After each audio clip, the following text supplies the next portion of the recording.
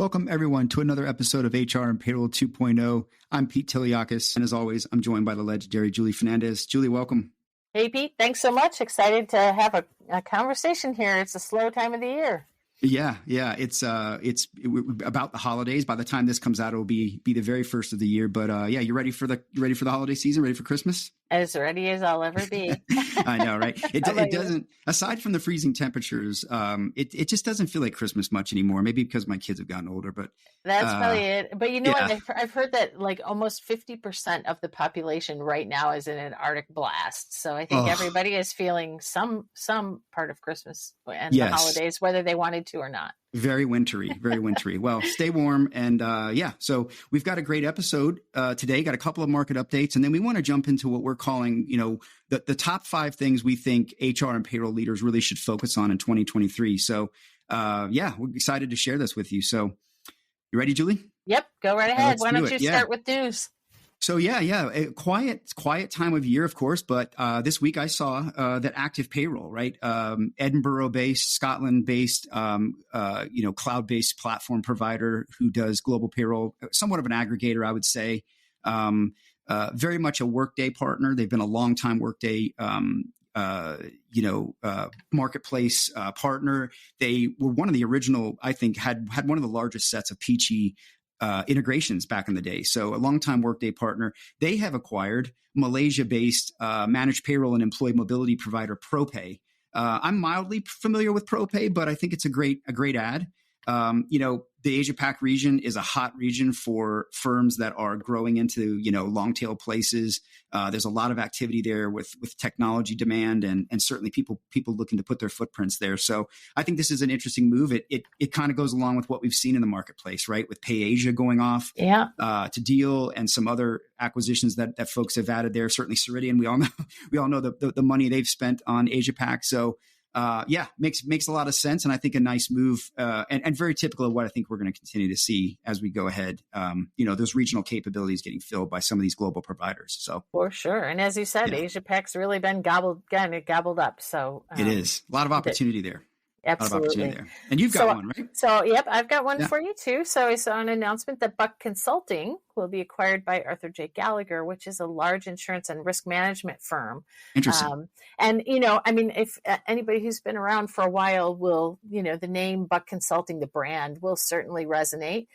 They started as an actuary firm, and they're mostly in the U.S. and Canada, some in the U.K. as well, and focus a little bit on retirement and actuary, I guess, if I'm oversimplifying.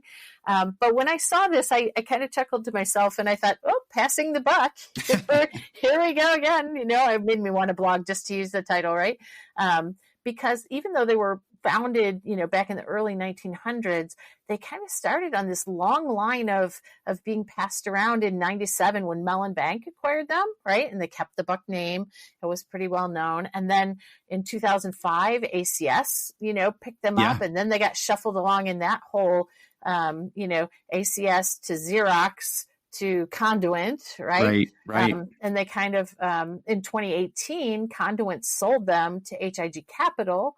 And so they've really kept the Buck name, which has some good brand recognition, and been passed around just for years now. It feels like one thing I thought was interesting. I haven't done much analysis on this, but just when they were handed off, when they were last handed off into HIG, I think the value of the firm or what they were sold for was like $1 billion or 780 million pounds.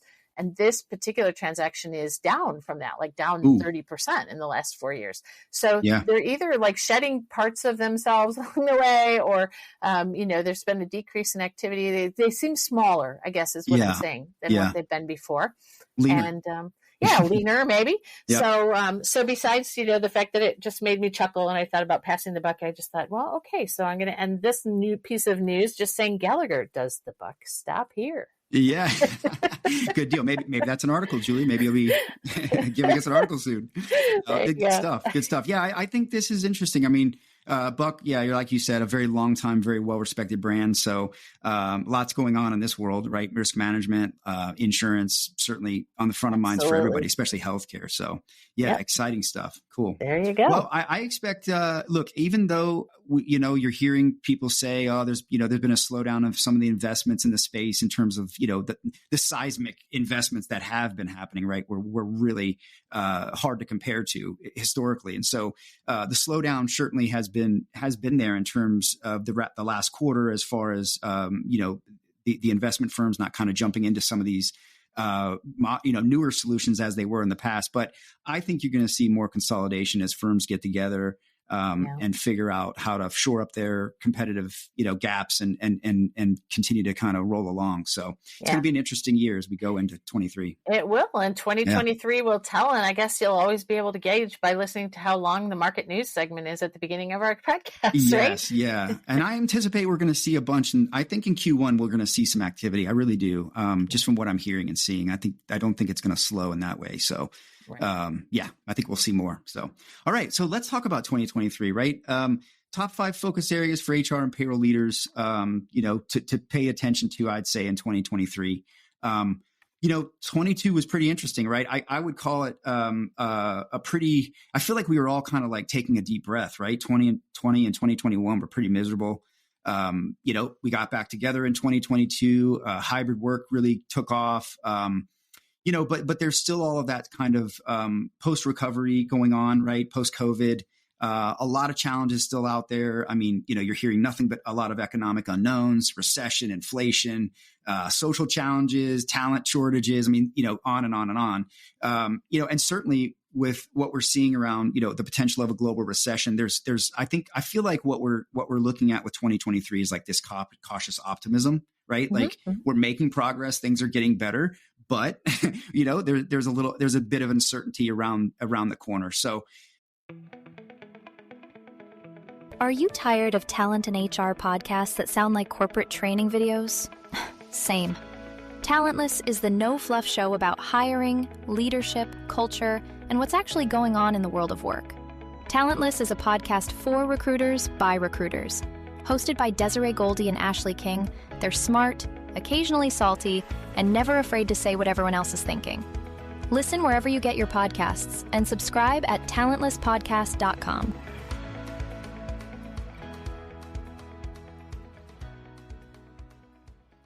Certainly firms are going to look to be much more conservative, want to retain their cash, want to retain their talent and maybe slow down hiring somewhat. But we've got a few things, I think, where we feel like folks could focus on and really, maximize their impact for their organization. So I thought we could jump into those. You want me to go first, Julie? Yeah. Why don't you take the first one? What was your first focal area? So my first one would say, and I think this is probably maybe pretty obvious, is look, it's expensive to recruit talent, right? New talent to solve turnover, right? When you lose people, it's hard. It's the same expense or maybe more trying to pursue new clients. Not that you shouldn't be out there doing both, but now's the time, I think, to really re-recruit your existing base, right? Refocus and recommit to your existing talent, right? Look and refocus and recommit to your existing clients. Mm-hmm. And I think really, try to focus on keeping those turnover costs low, keeping your eye on the strategy that you've got going on, keeping things stable and managing your client expectations. And I think really, that sort of, with everyone fighting for talent, right? For skills, really, let's be honest. More than ever, you got to really hang on to what you're developing and what you're bringing in, right? And certainly you want people to grow. You don't want to prevent people from being upward mobile, but you really do want to try and hang on to those folks. And I think now's the time to go and essentially re-recruit them, right? Go back through the honeymoon period, right? There was a honeymoon period that brought you together. How do you recapture that and make sure that you are putting the relationship as a priority, right, on the individual level, and employees are feeling valued and needed, and that they aren't, because there's going to be a lot of uncertainty on the employee part right now, right? Am I going to lose my job? Are we going to shrink? Or there's a lot of that. So I think right now more than ever, really kind of turning your focus inward and looking at your existing employees and customers is really, really critical. Yep, I think that's a great point. And you know what? Anecdotally, I've been seeing, more and more often. I think a lot of folks are looking at that, like you say. I'm seeing just a swag that the average cost to replace is 2 times, an employee's salary. So if folks are trying to make a business argument for that, that seems to be the latest anecdotal cost estimate to use. Yeah, invest in them, right? Skill them, get them where they need to be, right? Get everybody happy and keep moving forward. So yeah, right. Good. So what do you got, Julie? All right. So my first choice for today was listening as the new engagement lever, right? Nice. So you and I are both been around long enough to remember when the engagement survey was kind of all the rage and kind of a, the hot thing. And now I think we're going to see listening, and I think we've already started to see it. And listening as a personal skill, is kind of where things started. It's foundational that you listen as much as you speak, but as a tool and an enablement from a technology perspective, my first thought is, well, so is that creepy? Yeah. The idea of, and I think the idea really started as the idea of engagement surveys, which were annual or periodic. There's a lot of skepticism around whether or not, I think, surveys would say somewhere between 20 and 38% of folks don't really truly believe any action will be taken from those surveys, which were, hot back at the day, to something like listening. And the idea is that it's always on. Yes. And that, yes. like you're always listening. So like, what does that mean, right? We start from a tech platform perspective. It occurred to me that, some of that started with brand listening, right? Tools like Brandwatch and others, where they're listening for poor publicity, right? About whatever your company's brand name is, and moving that sort of a thinking or that sort of information to the employee listening space, yes. right? Yes. Yeah. And so that I see all flavors of things, we could probably do a whole episode on this, but ranging from, sometimes it's the idea of engagement surveys being more quick and nimble and agile, right? Like, are they pulse surveys? Are they heartbeat surveys? Are they daily smiley faces, right? Like, how do you take the temperature of what people are thinking in the organization about their employer? But it can also range to reading tones or sentiment analysis, where, whatever's being conducted, whatever business is being conducted in platforms, there's software and AI tools that are reading, the sentiment or the reading for tone to see if folks are generally happy or very happy, or the opposite is true. Yeah. Absolutely. Yeah. This goes right alongside of re-recruiting your employees, I think, right? This is a piece of that, right? Really getting to understand what makes them tick. Yeah. I feel like it's a technique, right? Or a lever that people are trying to pull that relates to the focal area that you picked as number one. Yeah. Yeah. And, it's also I would say I don't want to say a micro step, but it is a contribution towards agility, right? Being able to catch those cues within your talent, right? To make sure, hey, we need to make some changes here. These folks are under trained, or they're not being cared for, or whatever. That's not going to come sometimes by a typical performance management discussion, or, there are little things that you can pick up on. And you're right. Technology, right, can help with that. So I love the sentiment analysis stuff coming out. I just hope, you got to have that good AI privacy kind of responsibility, ethics right behind it. But it is good stuff, and it is helping. Right. Sure. Stay away from monitoring and creepy things. Right. And then, I also think, when it's hot, when some of the bigger platforms start to swallow things up, right? Early, I think 2016 with AltiPro was one of the first ones where they got Xander. And perception came into place, right?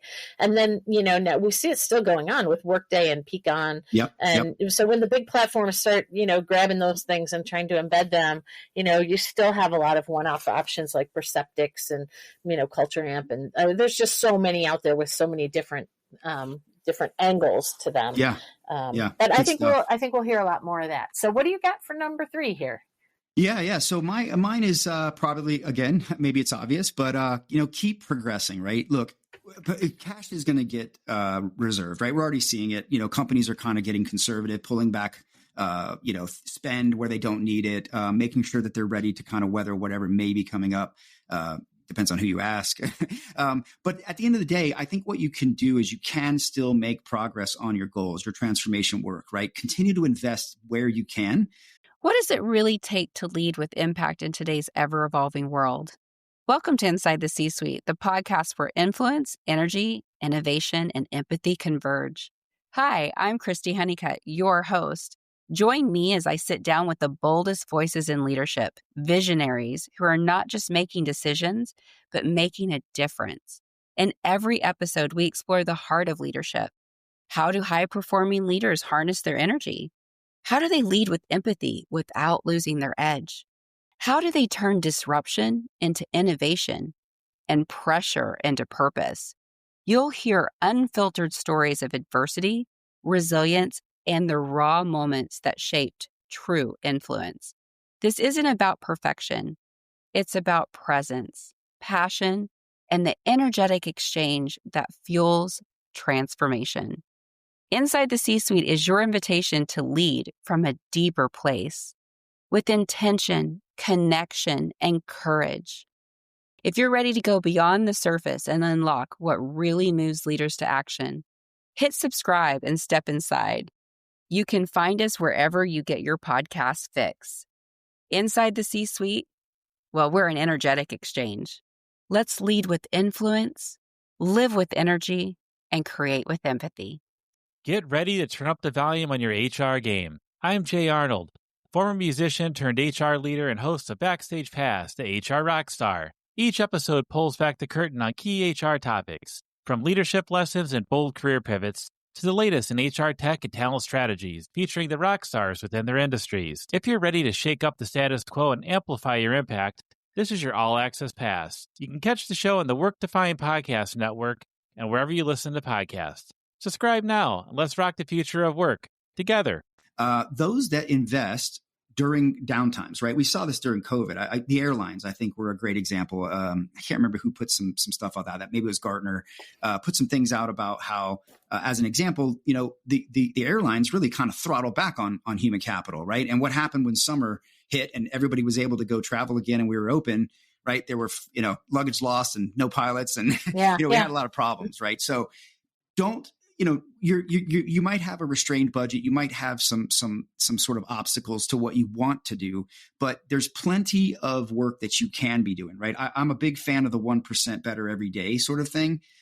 You're not going to wake up perfect tomorrow or at your goal, but if you keep showing up and you keep taking one more step, even if that's just a baby step, you're going to get to your goal much faster than just sort of waiting, if you will. So again, keep your eye on your goals, right? What are the things that you need to continue to work on from a talent perspective, from a transformation perspective, right? Now's a great time to be training people and investing in skilling. Give more flexibility to, so that you can engage your employees and understand what motivates them and makes them an engaged, productive worker. I think really just focus on that sort of incremental progress, right? Just keep doing what you can, look for the low hanging fruit. And then when times, get better and you can go into a deeper investment or go all in on something bigger, then certainly that's the time. But yeah, keep the progress going, keep your foot on the pedal, so to speak, and just don't stop. Yeah, for sure. I agree. Yep. Well, we might have been thinking along the same lines, because when I picked my, kind of my second focal area, things that I thought we were going to hear, it really was around, I think, the prioritization of that and prioritizing around a theme that I think we're going to hear all throughout 2023, which is, that this coming year is the year of putting people first or being people centric. I just think we're just going to hear that over and over again. Yeah. And, people being specifically your employees and your talent in the organization. And so, we've both touched on, components of that, right? And putting the pedal on or light pedal or heavy pedal, listening as a tool. But I think that's, there's so many angles to this, whether it's getting real about the hybrid work and flexibility, you're trying to accommodate hybrid work. And at the same time, you're trying to reestablish human connection and culture as a top priority in keeping people engaged. Those two things seem to be, a little bit opposed, in opposition with each other, right? Or whether your particular angle is prioritizing retention over talent acquisition, or focusing on talent mobility, or the mental health and well-being, angle as the way to put your people first. Some of that's going to depend on where your organization is most deficient or most behind, right? Yep. But I think employers and HR organizations will have to make choices and you'll have to figure out where's the best bang for the buck for you in trying to create that people first or that people centric organization. So I'm looking for that, and I'm looking for everybody to be spinning, their things and their initiatives through that lens of people first to people centricity. Yeah. That's a bit of you're spot on, dead right. But it is a bit of a catch up, right? Like we should have been putting people first a long time ago and making it people centric a long time ago. And it's great that we are now as a industry and a society becoming more and more employee focused and understanding that our workers and our employees are, they're more than just, a number or a commodity, right? They're human beings who have ambitions and goals and all that sort of thing. And I think when you can provide them that sort of flexible, caring environment to grow, and you can nurture them, that breeds loyalty and lots of other things with it. So, in all of this though, Julie, as we talk about all this, I can't help but think that data is going to be super important. You talked about like making good decisions, really having to kind of decide what, where, right? If budgets are limited, where am I going to focus? Right. Mm-hmm. And I think that data and insights are going to be very, very important. We know that's already the case for agility and for competitiveness and for, becoming more strategic as an HR, organization. But I think fundamentally this year, it's going to be really, really critical for organizations to your point, to have the data at their disposal that they can trust and actually make a decision that they know is informed and insightful for them. So sure. In fact, for some folks, that'll be maybe that's the incremental lever that they focus on is I just don't even have any data or insights to be able to start to make those choices. So I guess I better do something about that. Right. Yeah. Well, we saw analytics as one of the key things folks were looking to purchase or replace this year. Right. It was time, payroll, and analytics. Yeah. So, it's good. It's critical stuff. I mean, the data that HR holds and payroll holds is so rich. But it's often just, not exactly accessible, and it's not altogether understood sometimes. And I think that's where HR's opportunity, I know we sort of say that ad nauseum, but I think that's everyone's opportunity in this space is to take their data and actually, actionabilize it, if you will. So yeah.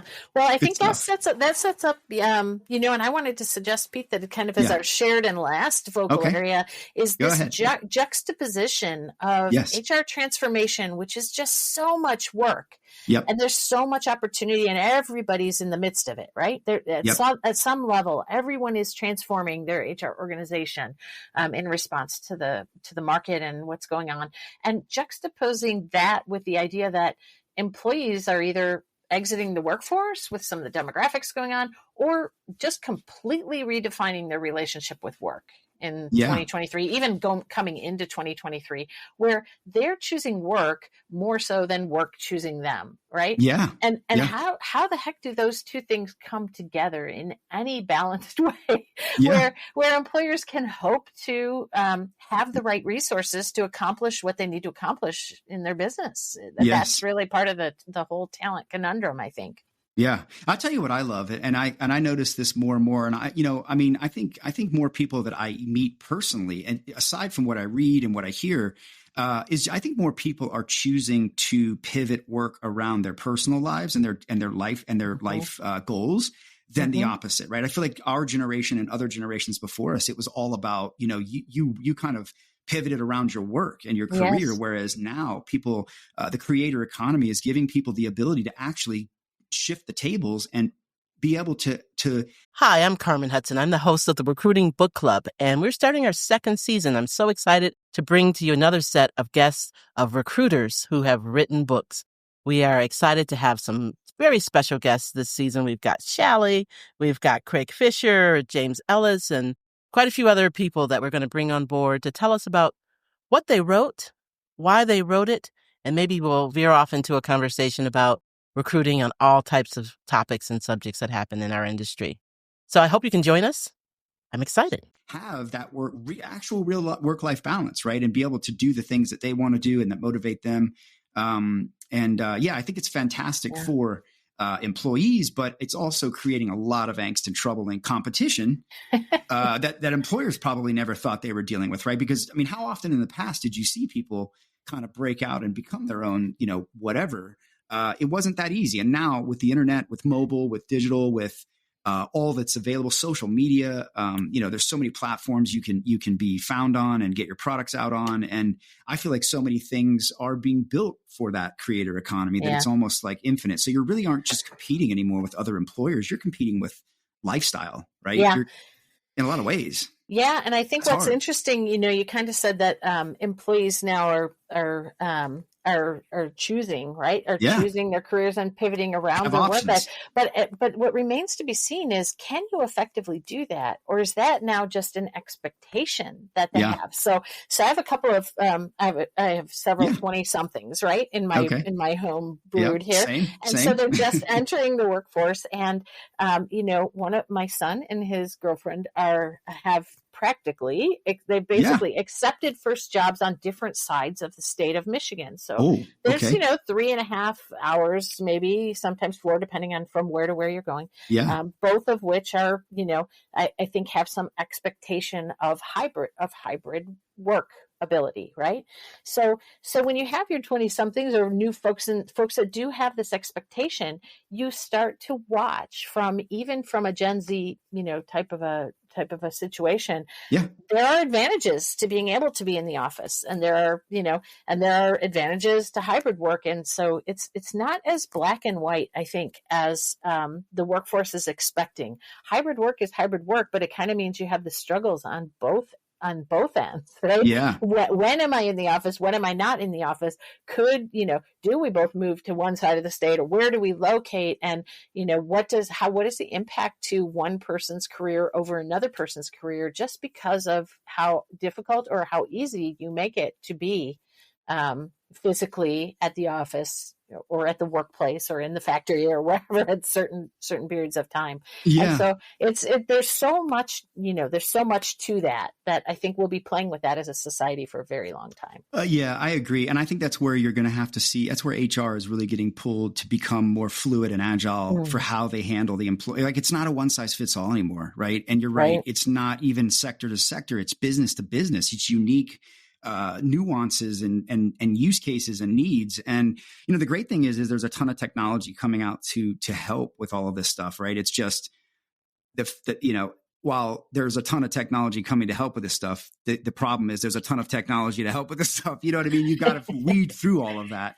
And you've got to figure out, and that's another thing, right? You've got employees like using so many different tools, right? It's like got to be confusing for them. And I hope that we'll get some clarity around that as well, that these tools are start to kind of come into better focus. Maybe we'll see some consolidation in those areas. But you're right. This is a challenge that I think that HR is going to be dealing with for a little while until they figure out how to break that old way of kind of, stodgy old way of operating and become more fluid and flowy, if you will, in how they engage people. Yeah, and certainly, that the right answer isn't necessarily, well, just let everybody work from home, because we're seeing challenges in creating engagement, challenges in maintaining culture. I mean, it's not for everybody. And there's challenges on your own, balancing your own personal life, which is what you're trying to do. So just fun. It's a fun time to be in HR. Yeah. And, it's really interesting as I talk to people, I do a bit of volunteer work with an organization called Hire Heroes USA. And I talk to typically younger veterans, younger than me, coming out of the military, and, they're making their transition. Sometimes spouses. I work with spouses as well.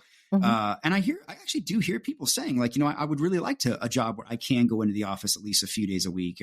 But then you've got other people. I've got, kids, like you said, 20 somethings that are like, I don't ever want to go in the office. I'm happy to do what I do. You know what I mean? Like, so it's all personal. It's all dependent upon what the business needs are. That's obviously a priority. That's the priority, right?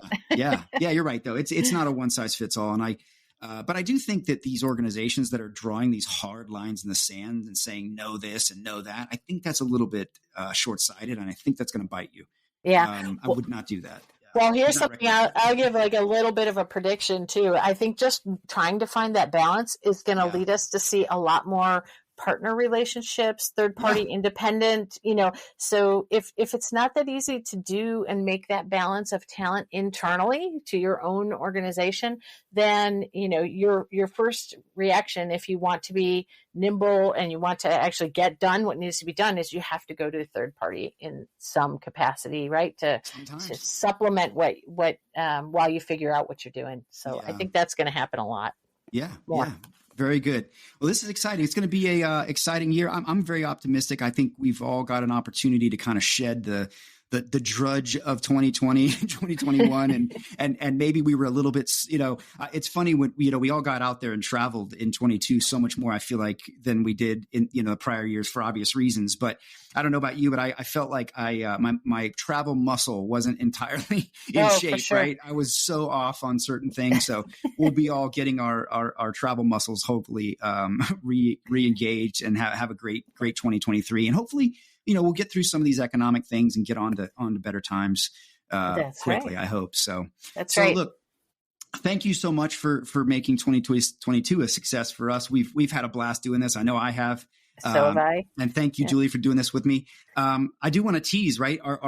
This episode will come out the first couple of days of January. So look for that. Well, obviously you won't be looking for that because it'll just be there. But look for another episode coming in January, a very special episode. I won't give away the details, but we are going to do a very, very special episode. Actually, I will tell you it will be somewhat of a live episode coming up. So just stay tuned for that and look for that. And we'll be back soon. That'll be a first. I'm going to be excited to be in the same room for one of these, Pete. I know.